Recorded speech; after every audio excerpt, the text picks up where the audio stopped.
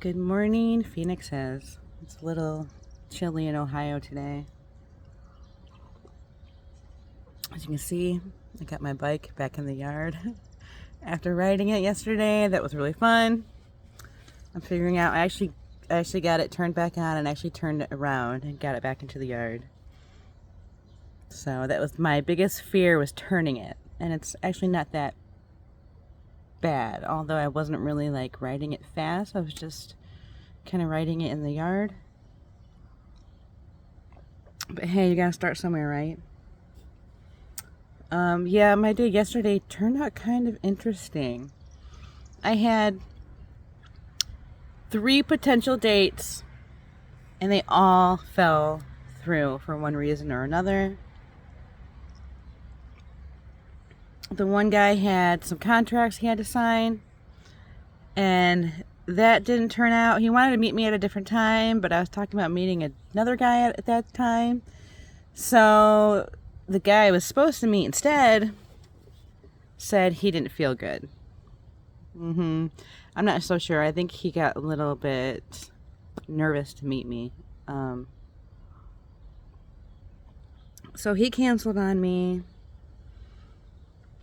And then the guy who was supposed to come over and give me some riding lessons, he actually went out earlier in the day to ride with his buddy.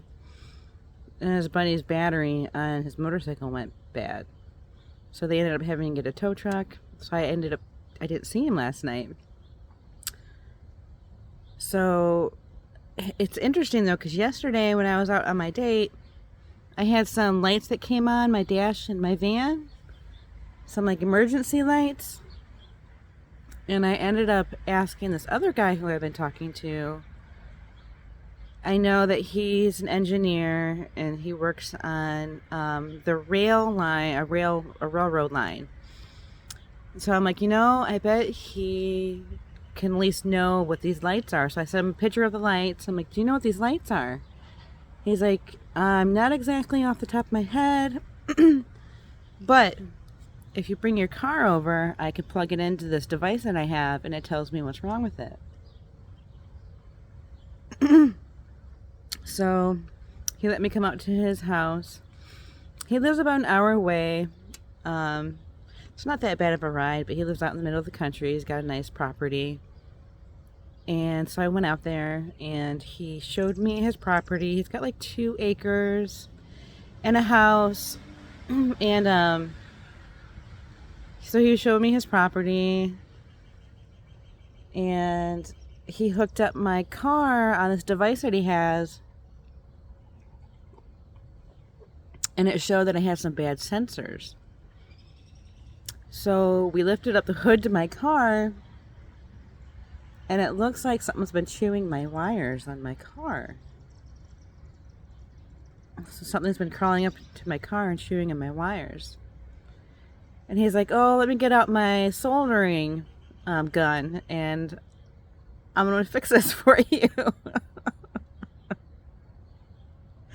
And it's cool. I got to watch him do the whole process and learn how to solder.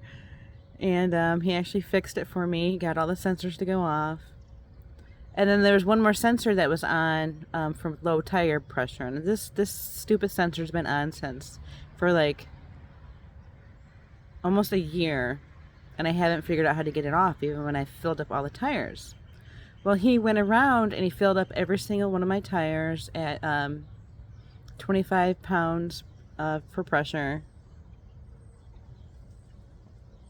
And the tire sensors finally got off. So I have no sensors on my car now. He's really nice. He's actually really nice. And it really turned me on that he took care of me like that. And he actually let me meet his son. His son's super cute. So he's just like this really good dad.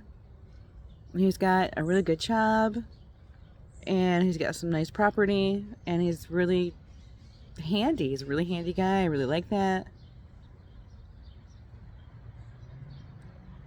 So I ended up coming back home. And instead of meeting up with this other guy to play with my motorcycle, I ended up going out dancing. That turned out nice. I met up with a friend, and we caught up. um, on some things and just danced together for a little bit. It was really, and it ended up to be a really, really good night. But I've been talking with the business owner that has a plumbing business. And even though I haven't met him yet, I really feel like something's happening there. He's got a lake house in Catawba, Ohio. It's right next to Cedar Point. Those who might know where Cedar Point is in Ohio. He owns a lake house, and he rents out. It's like a duplex, and he rents out a couple rooms off the lake house. And I found out when I got back from dancing, I told him how I'm a budding DJ and how the DJs have really changed the way they used to be. You used to be able to give a DJ a song on a napkin and they would play it for you. It might take, another 5 or 10 songs that they have planned, but eventually they'll play your song. Well, you just don't do that anymore. You don't really give DJs requests anymore like we used to back in the 90s and the 2000s. And I told him how I was a little bit of a budding DJ. And like some of these DJs, I've tried to message them for DJ tips and they won't message me back. He's like, well, you know what? I happen to be a DJ. So he actually told me he's one of the best DJs in the area. And I'm like, really? He was like, yeah. And so we started really just bonding over these things. The more I'm talking to him, I'm like, wow, there might actually really be something here. He's got an electric scooter. And I'm like, well, I'll just ride my motorcycle next to your electric scooter. He's like, no, I'll just get a motorcycle.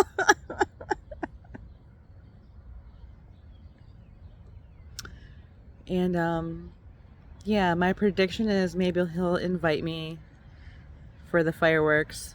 And we can watch the fireworks off of Put-in Bay, off his lake house. We'll see. That's my prediction. Cheers. He actually kept wanting to see me this weekend. I'm like, well, I got all these other dates. So I told him, like, well, I got stuff going on. And now I'm like, damn, I should have met with him. So we'll see. He seems really interested in me, so I think he'll hang around and wait for me to have the time to meet him. But yeah, exciting things going on. I'm making really good friends, and I'm probably dating some of the best men I've ever dated in my life. That's really exciting too. So yeah, I'll keep you guys updated as I'm learning to ride my motorcycle, and getting to know these new friends. So yeah, all right. Keep rising, phoenixes. Never sell yourself short. And don't get stuck in the past, because it'll only keep you from your amazing, awesome future. So yeah, I'm really excited. Really excited for my future. All right, keep rising. Love yous. Bye.